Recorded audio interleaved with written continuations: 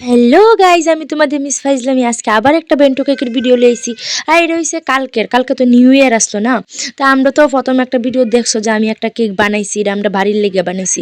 তো একটা আমরা বাড়ির পাশেরই একটা মামি আইসিরে আমার প্রায় 6টা 6:30 বাজে কইতেছে যে একটা কেক লাগে, আমরা রাত্রে কাটমুখে সেরা। আমি কখনো কইতাছো আমার তো মানে তারা আছে, আমরা এমনি কেক একটা বানাইছি। মানে মামি কইতেছে একটা কেক বানিয়ে দিলাও, তাহলে আমি আর বাজার থেকে আর আনতো না আর কি। তাই আমি কইছি আচ্ছা ঠিক আছে, নিয়তে কইছে 10টার সময় আয়া নিব। তাই আমি কইছি ঠিক আছে, বেন্টো কেক যেহেতু 10টা লাগতো না, তুমি আরো আগে নিতে পারবা, আমার কেকটা রেডি হয়ে যাবো।